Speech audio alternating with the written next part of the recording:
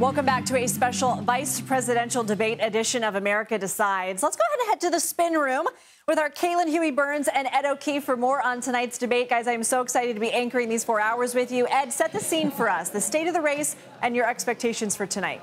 Well, Lindsay, welcome to Down the Hall here at the CBS Broadcast Center. You're over on the news side. We're over here where they make the funny and they make the sports usually. But tonight it's the scene of the next big step in this presidential campaign as our colleagues Nora O'Donnell and Margaret Brennan will moderate this debate between J.D. Vance and Tim Walz. And essentially, historically, the vice presidential debate is designed to do no harm, to perhaps reinforce what it is the running mate would do to back up the top of the ticket, and ideally not screw up in any big way to cause greater concern about that person at the top of the ticket. And in this case, we know both of these gentlemen were picked at different times in this campaign to essentially do the same thing: appeal to Midwestern voters, maybe men who were on the fence about either of these candidates, and to reinforce aspects of the politics and the personality of these two contenders. If it was J.D. Vance, it was the idea that he was a next-generation MAGA Republican. If it's Tim Walz, it's that he reinforces the sense of joy and optimism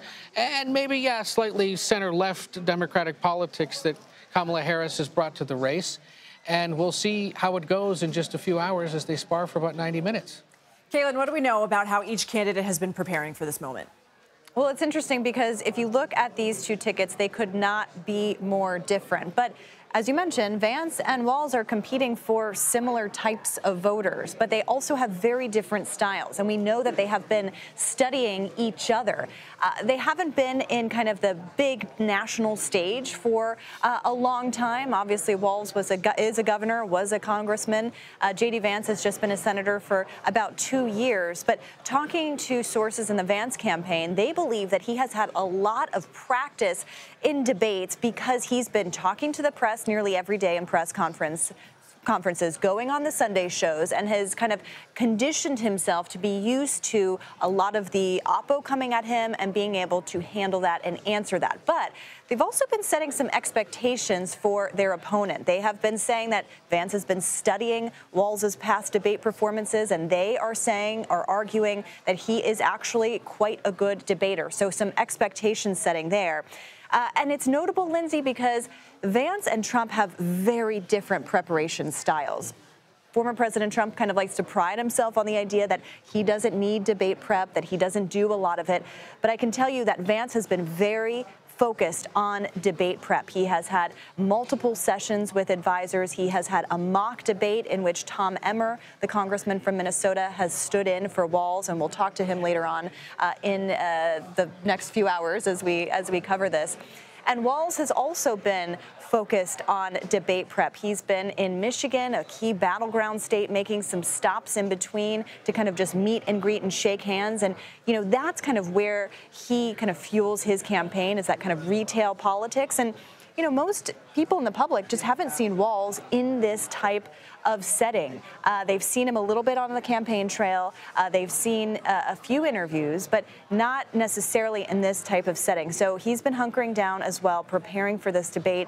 And really, to your point about doing no harm, these two candidates are kind of the proxy for their tops of the tickets, their respective tops of the tickets, because this could be likely the last time we see a debate at all this cycle. Yeah, and one other thing, Lindsay, you know, while J.D. Vance has been practicing with Tom Emmer, we know that the Harris-Walz team picked Transportation Secretary Pete Buttigieg to be Tim Walz's sparring partner, not only because he's also from the Midwest, but specifically because they said there's a Democrat who's very good at talking to Republicans in their space, in conservative media. The thought, the hope, the expectation is that Walz is also someone who can do that, given that he once represented a pretty conservative or swing congressional district in southern Minnesota, comes from Nebraska, has been governor of a big heartland state. The hope is that Buttigieg would help him sort of fine-tune that message and think through, how is it that I get through not only to my own partisans, but also to those swing voters or potentially disaffected Republicans looking for a reason to vote for Harris. Yeah, we see him pop up on Fox News every now and then. Exactly. And Caitlin, do debates matter? Talk to us about the undecideds and the disaffecteds.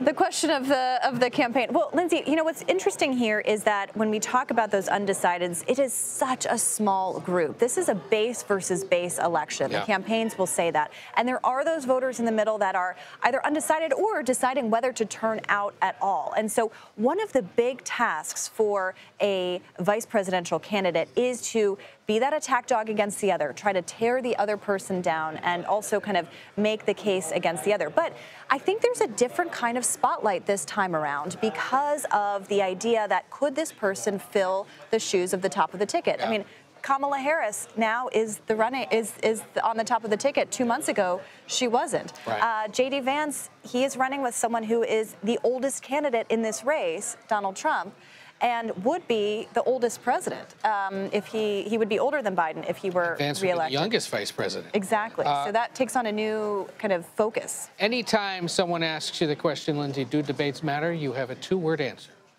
Joe Biden. Ask him if debates matter. And the mic drop. Ed O'Keefe, Caitlin Huey-Burns, thank you both very much. Let's bring in CBS News Executive Director of Elections and Surveys, Anthony Salvanto. So we're talking about do no harm. 61% looking to see if the other side makes a mistake. I know. I pulled this up when y'all were talking about that. And this is what happened when we asked people who said they were going to watch tonight, which is most voters, by the way. Why are you watching? And yeah, you got this majority, 6 in 10. Say if the other side makes a mistake. Look, the bigger story there, and it's somewhat part and parcel with this 71% who said to root for your party's candidate. A lot of times people have already made up their minds, but they're looking for confirmation, for affirmation of that choice.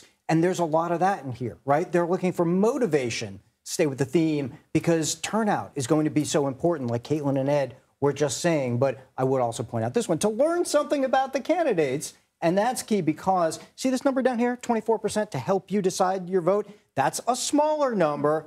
But this is so close that if it does move the needle a little bit, that's where it's going to come from. That's not insignificant. You're taking new polling data here. What else stood out to you in some of the questions y'all were asking? Well, you guys were talking about it earlier about whether people are seen as, whether people see these candidates as qualified to step in if needed. And that's probably the basic consideration here. Right now, each of these candidates is under half that the public says they would be qualified. I'm going to watch that tonight, and we're going to do an instant poll after the debate, and we're going to see along these lines if they've moved the needle on this, on likability, on all these other factors, because that is someplace where maybe they both have room to grow.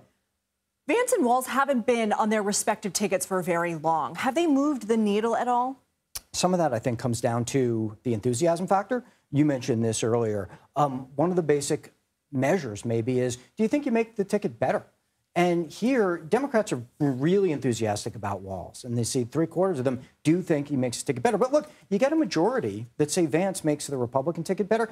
Inside this, it's interesting. That's especially true among MAGA Republicans, those who consider themselves part of the MAGA movement, which comes back around to this idea that if it's a base election and if it's about motivating turnout, maybe that's another sort of check the box for those voters that the Trump campaign is going to need. Anthony Salvanto, always good to see you. We'll be seeing a lot of you tonight. Thank you so much. Thank you.